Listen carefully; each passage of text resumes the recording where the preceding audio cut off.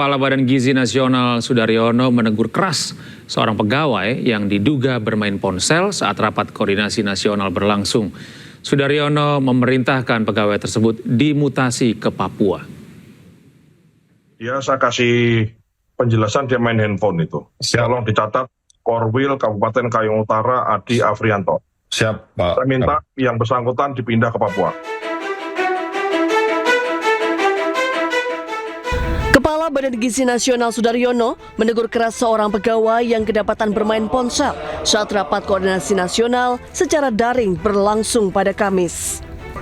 Sudaryono mendadak menghentikan paparan setelah melihat koordinator wilayah Kayong Utara Adi Afrianto yang dinilai tidak fokus dan diduga bermain ponsel.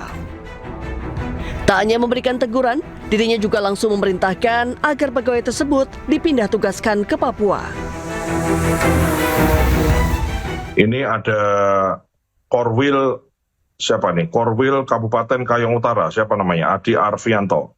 Karo SDM, dia saya kasih penjelasan dia main handphone itu. Tolong dicatat, Korwil Kabupaten Kayong Utara Adi Afrianto. Siap, Pak. Saya minta yang bersangkutan dipindah ke Papua. Ya. Siap. Segera. Tolong diberi surat teguran, surat peringatan 1, 3 kali surat peringatan pecat. Setelah memberikan teguran, Sudaryono juga meminta seluruh jajaran BGN lebih disiplin dan profesional mengikuti jalannya rapat. Bahkan ia menegaskan, jika terus mengulang ketidakdisiplinannya, ia tak segan memecat pegawai tersebut. Kepala Badan Gizi Nasional Sudaryono tengah menyiapkan mekanisme pelaksanaan program makan bergizi gratis di wilayah rawan konflik. Ditemui di kantor BGN Jakarta Pusat, Sudaryono mengungkap salah satu skema penyaluran MBG yaitu BGN bekerja sama dengan TNI Polri serta memanfaatkan fasilitas lain seperti gereja. Sudaryono pun menegaskan bahwa seluruh anak Indonesia berhak untuk mendapatkan akses perbaikan gizi, termasuk anak-anak yang tinggal di daerah rawan konflik. Papua saya tambahkan, ini juga ada misalnya MBG atau makan bergizi bagi anak-anak di daerah rawan konflik. Ini juga sedang kami pikirkan mekanismenya. Komisi Pemberantasan Korupsi menetapkan Bupati Pemalang Anom Widiantoro sebagai tersangka dan ditahan KPK setelah terjaring operasi tangkap tangan. Bersama 3 tersangka lain, Bupati Pemalang diduga terkait dugaan suap proyek dan jual beli jabatan di lingkungan pemerintah Kabupaten Pemalang.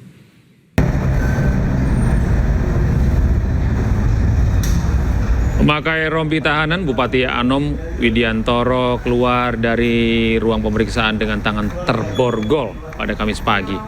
Anom langsung digiring ke mobil tahanan. Anom meminta maaf kepada masyarakat Pemalang atas kasus yang menjeratnya. Namun Anom membantah melakukan jual beli jabatan. Sebelumnya KPK menangkap 21 orang dalam operasi tangkap tangan di sejumlah lokasi dengan menyita lebih dari 2 miliar rupiah. Tadi malam telah dilakukan ekspos dan diputuskan atas perkara ini naik ke tahap penyidikan untuk 2 klaster perkara. Yang pertama yaitu terkait dengan dugaan tindak pidana korupsi pemerasan yang dilakukan oleh Bupati Pemalang kepada para jajaran di bawahnya dan juga para pihak swasta. Klaster kedua, yakni terkait dengan dugaan tindak pidana korupsi pemerasan yang dilakukan oleh oknum KPK kepada Bupati Pemalang. Atas 2 klaster penyidikan tersebut, berdasarkan kecukupan alat bukti yang sah, penyidik kemudian telah menetapkan 4 orang sebagai tersangka. Dalam kesempatan ini KPK sekaligus menegaskan bahwa setiap penanganan perkara yang KPK lakukan dilakukan secara objektif, transparan dan akuntabel, termasuk apabila perkara itu juga melibatkan oknum KPK itu sendiri. Hal ini sebagai wujud komitmen KPK untuk memastikan tegaknya tiang integritas baik pada kelembagaan KPK ataupun pada setiap insan Komisi Pemberantasan Korupsi. Komisi Pemberantasan Korupsi mengungkap bahwa tersangka Bupati Pemalang Anom Widiantoro diduga memeras bawahannya hingga 1,9 miliar rupiah. Selain dipakai untuk keperluan pribadi, uang hasil memeras ini sebagian diantaranya untuk mengurus perkara di KPK.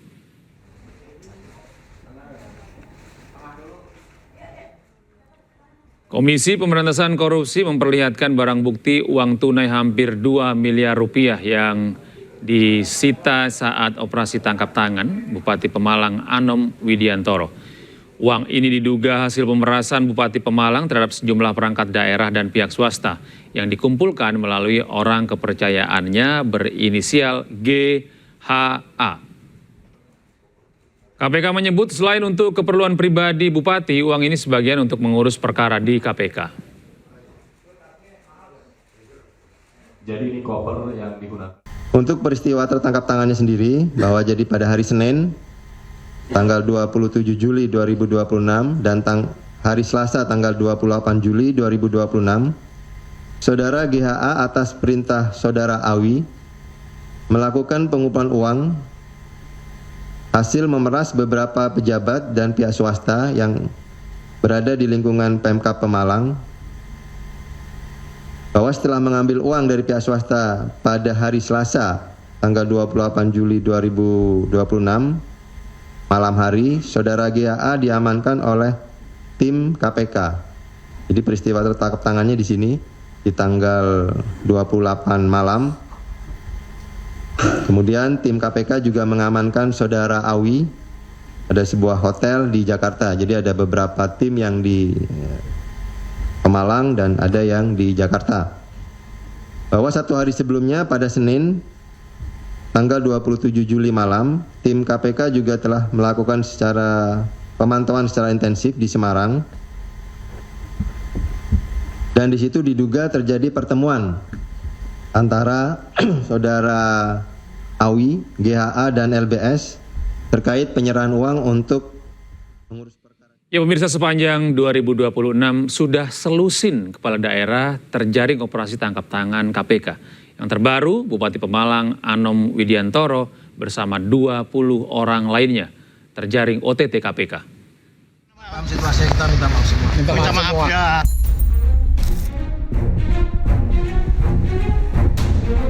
Mengenakan rompi oranye dan tangan terborgol, Bupati Pemalang Anom Widiantoro minta maaf. Anom keluar dari gedung KPK bersama 3 orang lainnya dikawal ketat penyidik KPK dan polisi dijebloskan ke tahanan. Bupati Pemalang Anom Widiantoro ditetapkan sebagai tersangka usai terjaring operasi tangkap tangan bersama 20 orang lainnya di Jakarta, Pemalang, dan Purworejo. Anom diduga melakukan pemerasan melalui orang kepercayaannya ke sejumlah perangkat daerah maupun rekanan swasta. Total terkumpul 1,98 miliar rupiah. Dari data yang terkumpul sepanjang 2026 sudah selusin pejabat daerah tertangkap operasi senyap ini. Di awal tahun, Bupati Pati Jawa Tengah Sudewo dan Wali Kota Madiun Jawa Timur terjaring OTT KPK.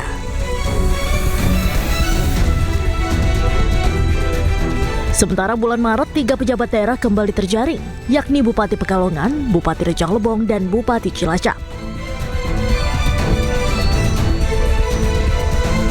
Di bulan April, Bupati Tulungagung Gatot Sunu juga terjaring operasi senyap.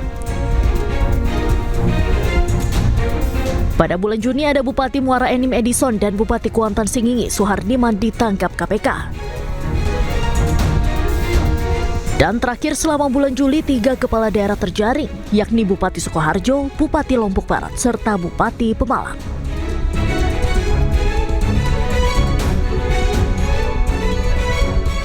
Ini artinya rata-rata 2 kepala daerah tiap bulannya terjaring OTT KPK. Kasus terakhir tertangkapnya Bupati Pemalang menambah daftar panjang kepala daerah terjaring operasi tangkap tangan KPK. Jabatan kepala daerah rentan terhadap tindak pidana korupsi pernah diungkap jubir KPK Budi Prasetyo. Mahalnya ongkos politik dalam pemilihan kepala daerah menjadi penyebab terbesar. Tim Liputan iNews melaporkan.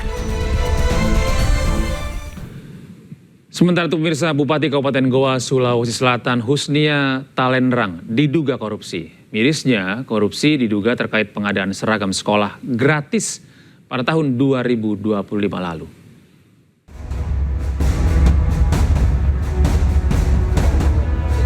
Didampingi oleh tim kuasa hukum, Bupati Kabupaten Goa, Sulawesi Selatan, Husniata Lendrang, diperiksa di Ditreskrimsus Polda Sulawesi Selatan. Husnia diperiksa terkait dugaan korupsi proyek pengadaan seragam sekolah gratis. Pemeriksaan berjalan lebih dari 7 jam dengan 18 pertanyaan.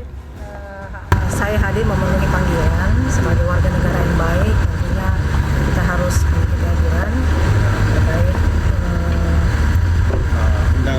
undangan dari penyidik. Husnia diperiksa sebagai saksi. Selain Husnia, penyidik juga telah memeriksa sedikitnya 8 saksi, diantaranya Kepala Dinas Pendidikan Kabupaten Goa. Ya, terkait dengan kasus korupsi pengadaan seragam SD dan SMP tahun 2025, saat ini sudah ada beberapa saksi yang diperiksa. Ya, sudah ada beberapa saksi, termasuk hari ini salah satunya adalah Bupati Goa, dan itu diperiksa selaku saksi. Kasus ini mencuat ketika Pansus Hak Angket DPRD Goa mempertanyakan anggaran pengadaan seragam SD hingga SMP yang tidak sesuai aturan. Nilainya pun tidak main-main, menjadi 16 miliar rupiah. Dari Makassar, Sulawesi Selatan, Muhammad Nurbone, iNews melaporkan. Pemirsa, Kejaksaan Agung memeriksa 2 saksi kasus TPPU Febri Adriansyah pada hari Rabu. Dari 2 saksi tersebut, 1 orang tak memenuhi panggilan. Jalan.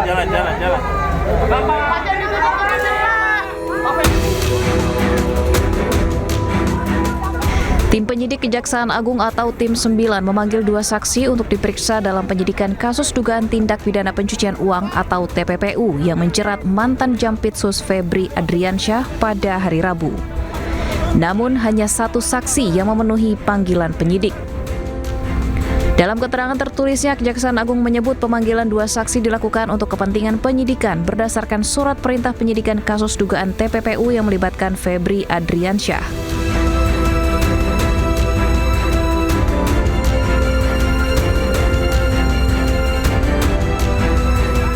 Dari 2 saksi yang dipanggil, hanya ATW selaku penasihat hukum afiliasi Don Rito yang hadir menjalani pemeriksaan, sementara 1 saksi lainnya tidak memenuhi panggilan penyidik.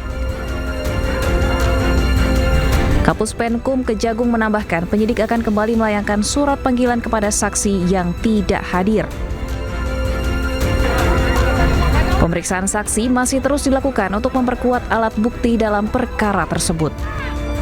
Tim Liputan iNews melaporkan.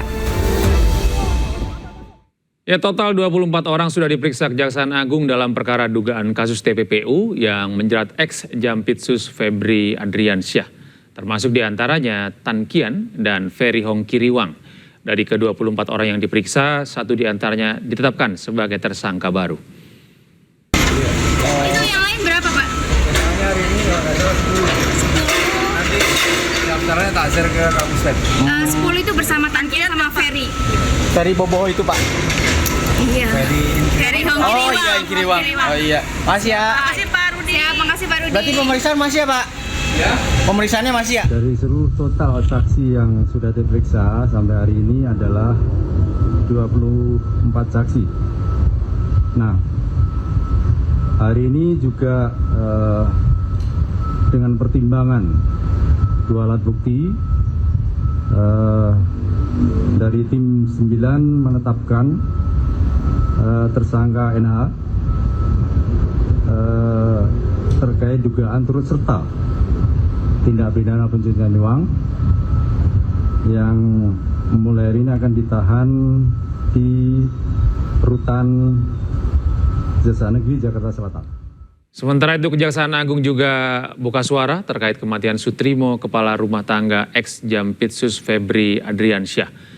Kejagung menegaskan tidak ikut campur atas kasus kematian orang dekat Febri. Ini kan juga ada kabar bahwa ada meninggalnya kepala rumah tangga yang sempat bekerja di rumah Febri, yakni Sutrimo ini, Pak. Nah, ini apakah nantinya Febri juga akan diperiksa soal ini, dan apakah benar Sutrimo ini juga diantar ke rumah sakit dengan seorang jaksa yang bernama Febri Adrianto? Terima kasih. Sebelumnya kami mohon maaf, kami tidak menangani masalah tersebut, sehingga kita tidak memberikan komentar. Label Londo Ireng yang dilontarkan Presiden saat pidato di Puncak Harlah PKB menuai polemik.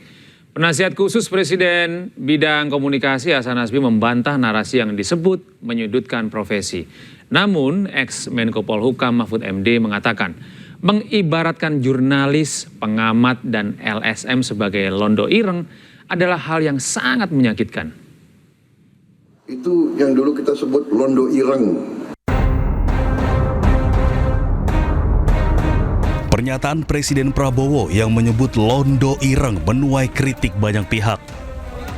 Presiden mengibaratkan jurnalis, pengamat, dan LSM yang kerap mengkritik kebijakannya sebagai Londo Ireng yang dinilai lebih menyuarakan kepentingan asing. Pernyataan ini dilontarkan saat pidato di puncak hari lahir ke-28 Partai Kebangkitan Bangsa Kamis 23 Juli. Penasihat khusus Presiden bidang komunikasi Hasan Nasbi membantah narasi yang menyebutkan bahwa pemerintah menyudutkan seluruh jurnalis, pengamat, dan LSM. Pesan merujuk pada oknum tertentu yang memanfaatkan profesi demi kepentingan pihak asing. Itu pernyataan Presiden menurut saya lugas dan terang benderang. Tapi banyak di antara kita yang ingin memaksakan jalan satu arah menjadi jalan dua arah, sehingga melakukan kontraflow. Kontraflow yang dilakukan adalah bahwa semua LSM, semua pengamat, semua jurnalis adalah antek asing. Nah, ini yang menurut saya agak maksa. Mantan Menteri Koordinator Bidang Politik, Hukum, dan Keamanan Mahfud MD mengatakan pengibaratan Londo Ireng untuk pengkritik adalah hal yang sangat menyakitkan. Ireng itu antek asing, kan anteknya Belanda kan. Kalau sekarang konteksnya antek asing. Nah, sementara kita ini yang ngeritik-ngeritik nggak pernah hubungan dengan asing. Yang berhubungan dengan asing kan pemerintah. Iya kan? Kalau kita mana tahu asing mah didengar aja enggak sama orang asing. Itulah apalagi berhubungan. Jadi oleh sebab itu tuh sangat menyakitkan. Sehingga ya pidato-pidato spontan nampaknya bergurau dari Pak Prabowo itu ya saya kira ya perlu dikritik lagi gitu. Mari dong kalau mau berkritik. Ini bukan Londo Ireng, ini orang yang cinta kepada bangsanya untuk meluruskan dan memberi solusi, bukan hanya jelek gitu. Istilah Londo Ireng atau berarti Belanda hitam merujuk pada pribumi yang dibayar untuk berkhianat pada bangsa sendiri, membela dan menjadi mata-mata Belanda di era penjajahan Belanda. Frasa Londo Ireng yang disematkan kepada wartawan dinilai sangat kontradiktif sehingga berujung pada aksi unjuk rasa di beberapa wilayah di Indonesia. Tim Liputan iNews melaporkan. Sementara itu, Menteri Hak Asasi Manusia Natalius Pigai menegaskan istilah Londo Ireng bukan ditujukan untuk jurnalis. Pigai juga menyampaikan Presiden Prabowo menitip pesan I love you wartawan. Ya, saya ngomong. Saya barusan Pak Prabowo ya, dari Samra Istana sampaikan I love you untuk wartawan. Pak Prabowo sampaikan salam untuk wartawan semuanya. Terima kasih, kami terima kasih. Saya juga menyampaikan sama.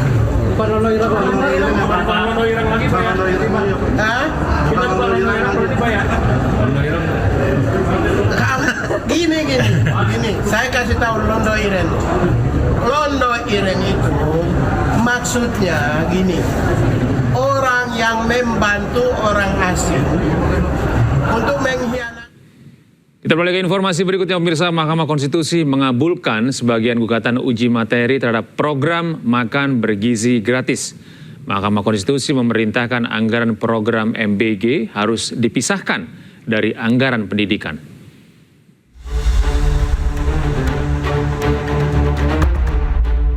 Kamis siang, Mahkamah Konstitusi memutuskan mengabulkan sebagian gugatan uji materi program makan bergizi gratis yang diajukan Yayasan Taman Belajar Nusantara bersama 6 pemohon lainnya.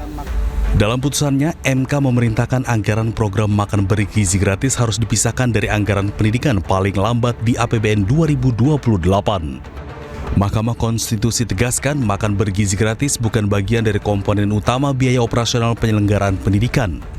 Hanya berlaku untuk anggaran pendapatan dan belanja negara tahun anggaran 2026, sehingga untuk anggaran pendapatan dan belanja negara tahun-tahun berikutnya, anggaran program makan bergizi yang bukan merupakan komponen utama pendidikan dipisah atau tidak menjadi bagian dari anggaran operasional penyelenggaraan pendidikan, dan pemisahan dimaksud berlaku paling lambat dalam anggaran pendapatan dan belanja negara tahun anggaran 2028. Pemerintah mengalokasikan anggaran pendidikan 769,1 triliun rupiah atau sekitar 20% APBN di 2025. Dari jumlah tersebut, 223,6 triliun rupiah dialokasikan untuk program makan bergizi gratis bagi peserta didik. MK menilai anggaran pendidikan 20% dari APBN seharusnya diprioritaskan untuk komponen utama pendidikan yang berkaitan langsung dengan penyelenggaraan pendidikan. Dari Jakarta, Tim Liputan iNews melaporkan. Menteri Sekretaris Negara Prastyo Hadi mengatakan pihak Istana Kepresidenan akan mempelajari terlebih dahulu putusan MK terkait pemisahan anggaran program MBG dari anggaran pendidikan dalam APBN mulai 2028. Prastyo pun menjelaskan bahwa persoalan anggaran tidak hanya melibatkan pemerintah tapi juga DPR. Dapatkan informasi bahwa MK mengambil sebuah keputusan, tapi memang yang pertama karena kami posisi sedang di luar kota secara resmi, kami belum menerima salinan keputusan tersebut, dan tentu saja karena apapun keputusan MK tentu kita hormati, nanti akan kita pelajari, karena bagaimanapun kalau berkenaan dengan masalah anggaran tentu kita tidak berdiri sendirian, karena anggaran itu kan kita susun juga bersama-sama dengan teman-teman kita di DPR. Sementara itu, Badan Eksekutif Mahasiswa Universitas Indonesia menilai putusan MK soal pemisahan anggaran program makan bergizi gratis dari anggaran pendidikan merupakan kemenangan semu. Mengingat putusan ini baru akan diterapkan tahun 2028 nanti.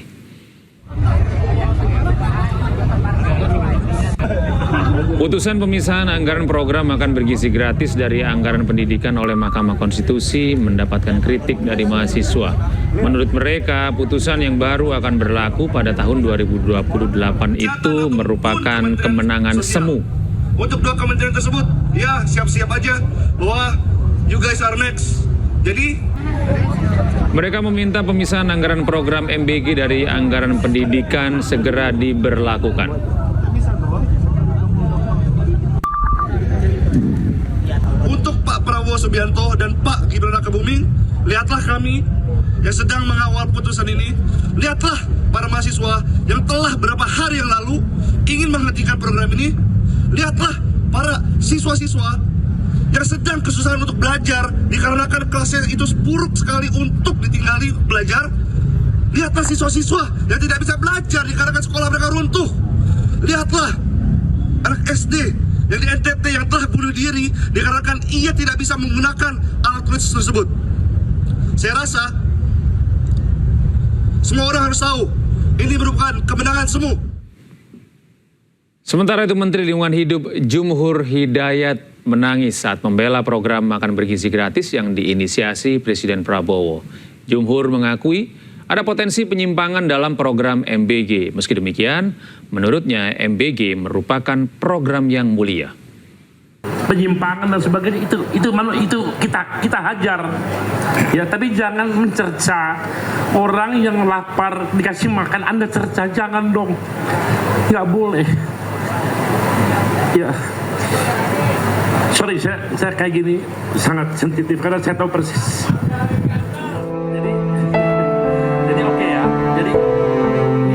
Menteri Lingkungan Hidup Republik Indonesia Muhammad Jumhur Hidayat menangis saat menutup konferensi Sungai Indonesia 2026 di Mojokerto, Jawa Timur pada hari Senin. Ia tak kuasa menahan air mata saat membela program makan bergizi gratis yang mendapat kritikan dari masyarakat. Jumhur mengakui adanya potensi penyimpangan dalam pelaksanaan program MBG. Meski demikian, ia menilai yang harus ditindak adalah penyimpangannya dan bukan menghentikan programnya. Dalam pelaksanaannya terjadi penyimpangan itu bukan saja urusan MBG, urusan manapun bisa terjadi penyimpangan. Jadi sebetulnya kita hajar penyimpangan itu, tapi programnya jangan. Kalau Anda menghardik program orang yang lapar diberi makan, Anda berhadapan dengan saya. Oke, terima kasih. Terima kasih teman-teman media, terima kasih ya. Sementara itu, menurut Jumhur, MBG merupakan program yang mulia, di mana melalui MBG, pemerintahan Prabowo memberi makan rakyat yang kelaparan. Tim Liputan iNews melaporkan. Kita beralih ke informasi lain, pemirsa. Roy Suryo mengajukan pra-peradilan yang ketiga terkait kerugian atas penangkapan dan penahanannya yang tidak sah. Pihak termohon, Polda Metro Jaya, meminta hakim untuk menolak permohonan tersebut.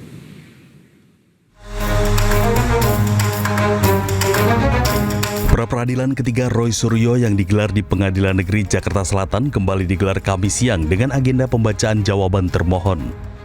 Pihak termohon Polda Metro Jaya meminta hakim menolak permohonan ganti rugi oleh Roy Suryo. Alasannya, tidak sahnya penangkapan dan penahanan Roy Suryo tidak otomatis membuatnya berhak memperoleh ganti rugi. Menurut termohon, Roy Suryo tetap wajib membuktikan kerugian tersebut. Sementara itu, Roy Suryo menyebut kerugian yang dialami Roy Suryo terdiri dari kerugian material dan imaterial. Nilai kerugian tersebut turut memperhitungkan hilangnya kesempatan Roy Suryo untuk menjalankan aktivitas produktif selama 4 hari penangkapan dan penahanan. Yang paling penting adalah kenapa imaterialnya itu memang 100 juta. Sebenarnya itu adalah plafon tertinggi yang kemudian dipersyaratkan oleh undang-undang dari 500.000 sampai 100. Kalau teman-teman lihat yang waktu itu menjadi bukti yang kita putarkan pada saat sidang pra-peradilan pertama, itu luar biasa ya. Jadi saya bisa menceritakan kejadian sesungguhnya begini. Pada hari Kamis atau sehari sebelum itu kami itu baru pulang dari Bandung. Dan sejujurnya, ini benar sejujurnya, hari Jumat siang tuh saya ada 2 undangan, ya gitu, di 2 podcast, ya gitu. Sabtunya saya tuh mau keluar kota, ya. Sabtu tuh mau keluar kota karena ada permintaan konsultasi teknis, ya. Ini nggak ada hubungannya dengan kasus ijazah, tapi konsultasi teknis. Karena saya biasa memberikan konsultasi di luar kota. Dan teman-teman kalau bisa lihat rate-nya, itu ya mungkin akan bisa tahu lah rate seorang konsultan kemudian keluar kota berapa, ya gitu. Tentu tidak keluar negeri.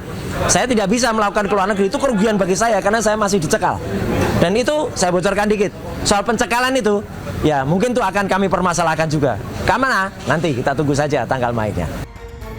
Sementara itu, tim kuasa hukum termohon Polda Metro Jaya, gugatan ganti rugi yang diajukan oleh Roy Suryo tidak berdasar dan pembuktiannya tak memadai. Dari Jakarta, tim Liputan iNews melaporkan. Terpergok main ponsel saat rapat, Kepala BGN Sudaryono marah dan mutasi pegawai ke Papua. Kami hadirkan informasinya sesaat lagi.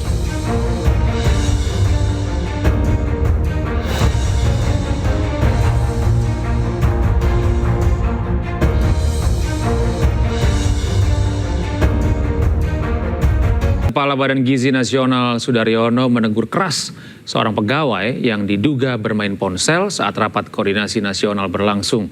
Sudaryono memerintahkan pegawai tersebut dimutasi ke Papua. Ya, saya kasih penjelasan dia main handphone itu. Tolong dicatat, Korwil Kabupaten Kayong Utara Adi Afrianto. Siap, Pak. Saya minta yang bersangkutan dipindah ke Papua. Kepala Badan Gizi Nasional Sudaryono menegur keras seorang pegawai yang kedapatan bermain ponsel saat rapat koordinasi nasional secara daring berlangsung pada Kamis. Sudaryono mendadak menghentikan paparan setelah melihat koordinator wilayah Kayong Utara Adi Afrianto yang dinilai tidak fokus dan diduga bermain ponsel. Tak hanya memberikan teguran, dirinya juga langsung memerintahkan agar pegawai tersebut dipindah tugaskan ke Papua. Ini ada Korwil, siapa nih? Korwil Kabupaten Kayong Utara, siapa namanya? Adi Arfianto. Karo SDM, saya kasih penjelasan dia main handphone itu. Tolong dicatat, Korwil Kabupaten Kayong Utara Adi Afrianto. Siap, Pak. Saya minta yang bersangkutan dipindah ke Papua. Ya. Siap. Segera. Tolong diberi surat teguran, surat peringatan 1, 3 kali surat peringatan pecat. Setelah memberikan teguran, Sudaryono juga meminta seluruh jajaran BGN lebih disiplin dan profesional mengikuti jalannya rapat. Bahkan ia menegaskan, jika terus mengulang ketidakdisiplinannya, ia tak segan memecat pegawai tersebut. Kepala Badan Gizi Nasional Sudaryono tengah menyiapkan mekanisme pelaksanaan program makan bergizi gratis di wilayah rawan konflik. Ditemui di kantor BGN Jakarta Pusat, Sudaryono mengungkap salah satu skema penyaluran MBG yaitu BGN bekerja sama dengan TNI Polri serta memanfaatkan fasilitas lain seperti gereja. Sudaryono pun menegaskan bahwa seluruh anak Indonesia berhak untuk mendapatkan akses perbaikan gizi, termasuk anak-anak yang tinggal di daerah rawan konflik. Papua saya tambahkan, ini juga ada misalnya MBG atau makan bergizi bagi anak-anak di daerah rawan konflik. Ini juga sedang kami pikirkan mekanismenya.